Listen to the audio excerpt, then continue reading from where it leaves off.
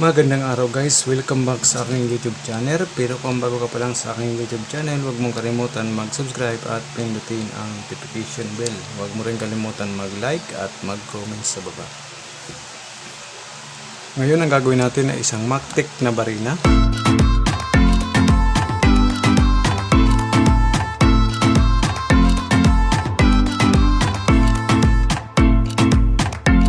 Ayan guys, Mactic or Makita by Makita, tapos 220 volts 50 to 60 Hz.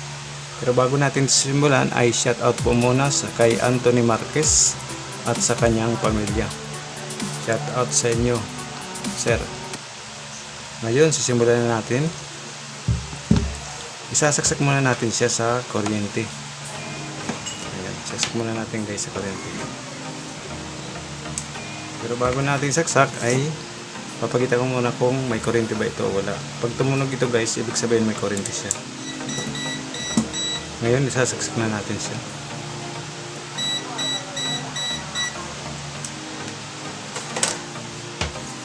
Guys.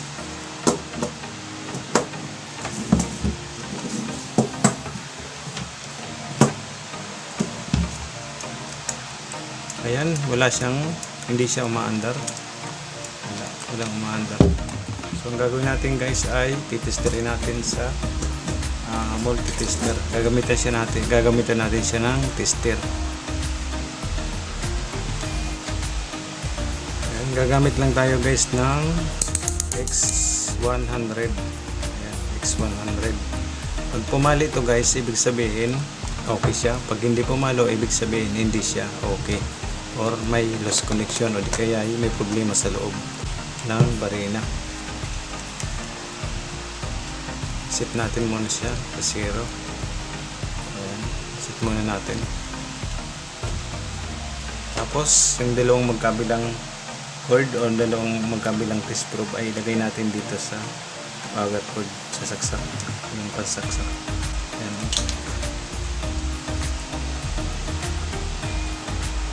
Ayan guys. Tapos pipindutin natin to. Ayan. Ayan.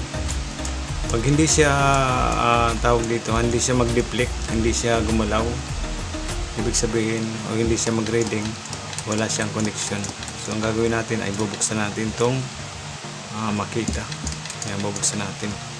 Bago natin buksan guys ay shoutout po sa lahat ng mga subscriber ko, sa mga bagong subscriber at sa mga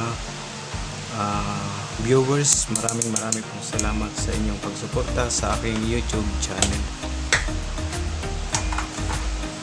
Guys, bubuksan na natin siya.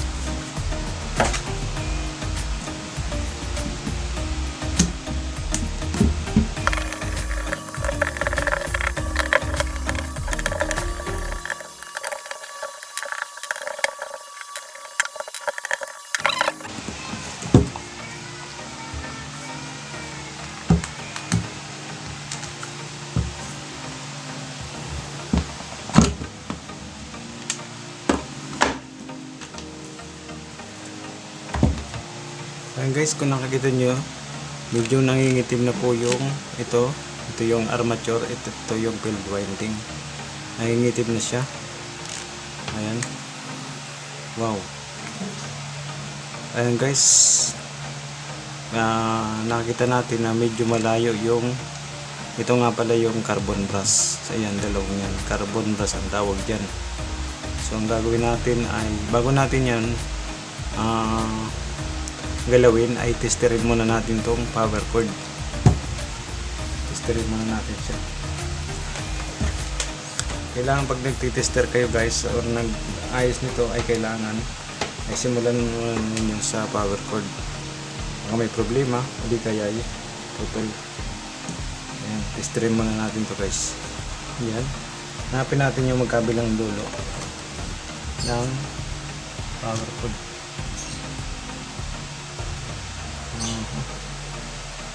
Ayan, medyo may problema na yung ano niya guys. Ayan, sira na.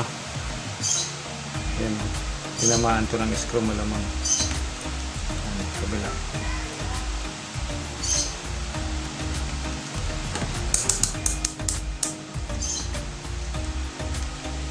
Yan, ibig sabihin guys, gumagana yung walang putol yung kabilang linya ng power cord. So ang gagawin natin ay ito naman. Itong isa naman ang titestira natin yung kulay blue. Testira natin. Tapos ilipat natin yan sa kabila. Yun. Kung nakakita nyo guys, gumagalaw din. Ibig sabihin walang problema yung dalawang wire na nasa loob ng power cord. Buos siya. So, ang gagawin natin ay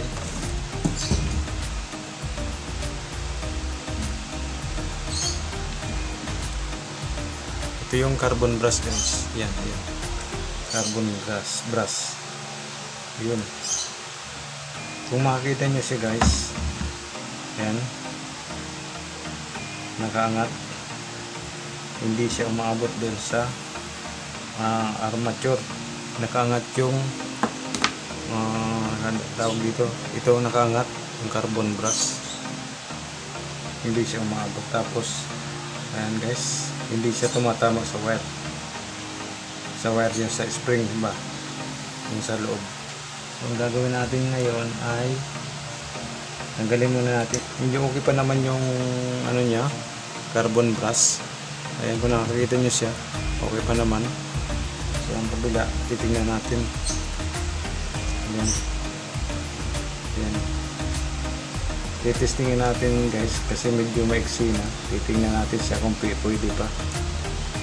Ayan, titestingin natin siya. Pero bago natin siya testingin, ay kailangan natin sukatin o testirin tong pupuntang field winding. Testirin muna natin siya. Ayan, testingin muna natin dito. Pag may siya, deflection, ibig sabihin tawag dito, okay yung connection niya. Ayan, kung nakakita nyo siya, may deflection siya. So ito naman kabila, testingin natin. Ayan.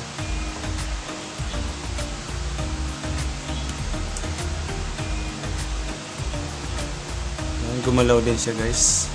Ibig sabihin okay yung field winding, wala siyang putol. Maliban doon sa kanina, nakita natin angat yung brush or carbon brush. Lalagyan natin to guys ng tip kasi medyo nabalatan na malamang na tornilyo ito, natamaan ng tornilyo. Lalagyan muna natin siya ng ang tawag dito, electrical tip. Kung may problema guys yung nyo, yung tawag dito, barina, karamihan problema nito guys, itong armature. Kaya nangingitim siya. Ngayon may itim-itim. Kailangan natin itong i-brush. Kailangan natin brushin or lihain natin. Dapat yung lihan nyo ay pino. So ang gagawin natin muna guys ay lihain muna natin to bago natin ito balik yung switch. Lihain muna natin. Kailangan guys pino yung lihan nyo dito. Gawin natin siya ng lacquer cleaner.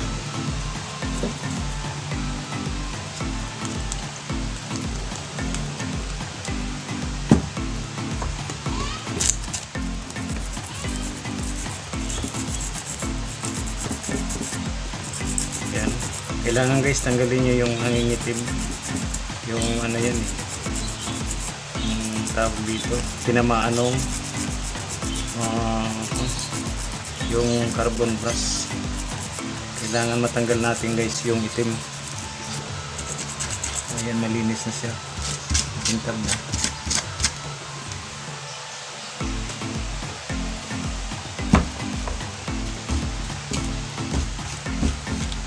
Yan guys, babalik na natin yung switch muna.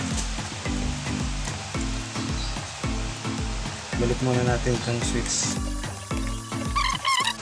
Ayan, yung carbon brush. Tapos yung isa nandito. Ayan. So ilalagay naman natin siya sa dating kinalalagyan niya. Kailangan guys umabot dito sa armature, yung dulo niya. Kailangan umabot ito. Gawin natin, ilagay na natin ito.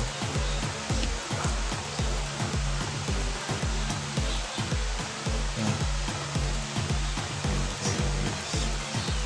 Kailangan tama yung paglagay natin guys, yung hindi siya mabubunot.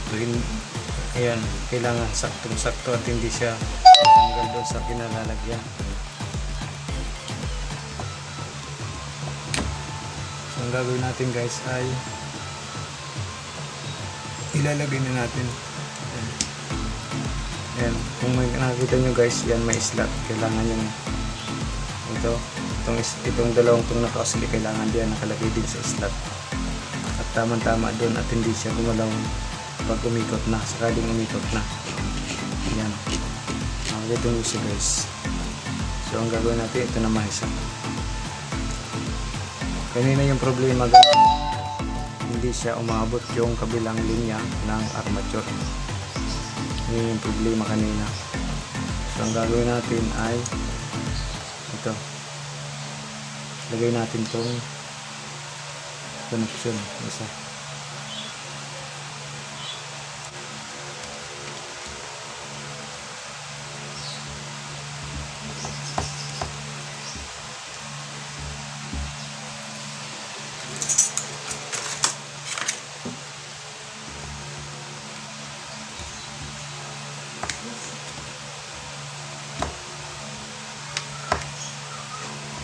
Ayan guys, ilagay na natin yung carbon brass. Nilagay na natin doon sa malapit sa armature. Kung nakakita nyo siya ay saktong-sakto.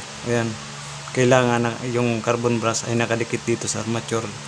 Kailangan yan magkabilaan. Kailangan nakadikit. Kasi yan magbibigay ng connection. Ito yung ground. Ito yung positive armature. Ito yung magiging ground nya. So, ayan, okay na siya guys. Gagawin natin naman ay tatakpan na natin. Ayan, takpan na natin siya. So, i-ano natin guys, tatakpan na natin siya.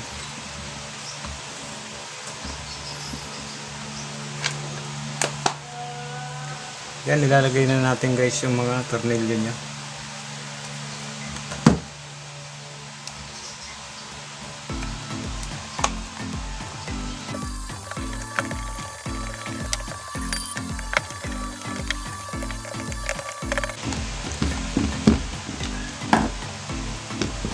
Ayan guys, nalagyan na natin sila ng mga tornilyo. Ayan. So ang gagawin natin ay titesterin muna natin siya. Kanina nakita natin ay hindi nagkaroon ng deflection yung tester natin. Hindi siya gumalaw. So ngayon gagawin natin ay titester muna natin siya bago natin isaksak sa kuryente. Ayan guys, lagay ulit natin dito sa magkabilang dulo ng power cord. Ayan, yung test probe. Tapos pindutin natin guys itong switch. Pindutin natin, ayan. Ayan. Kung nakikita nyo siya guys ay gumagalaw na. Meron na siyang deflection. Ayan, gumagalaw na siya. So ang gagawin natin ngayon guys ay isasaksak na natin siya sa kuryente. Ayan guys, saksak na natin siya dito. Subukan natin.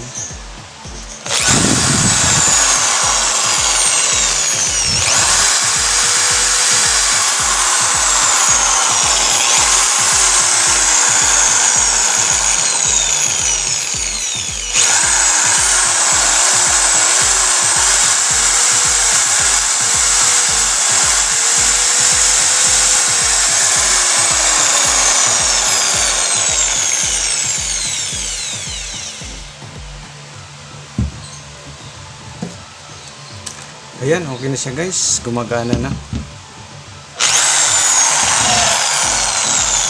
Yun, ganun lang guys gagawin nyo.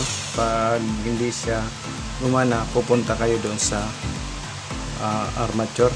Tapos, pero bago nyo puntahan ay check nyo muna yung mga connection. Tapos punta na kayo sa armature. Tingnan nyo kung malinis or may itim na. Nasunog na ba? Nangingitim na yung armature. Tapos, yung carbon brass baka hindi siya dumidikit sa armature. Thank you guys, hanggang dito na lang po ang aking video. Inabot na naman tayo ng pamamaalam. Marami pong salamat sa inyong panonood. Maraming po salamat at Sana'y nakakuha po kayo ng kaunting idea tungkol po sa pag-ayos o pag-repair ng barina. Marami po salamat. Bye-bye. Ingat po kayo.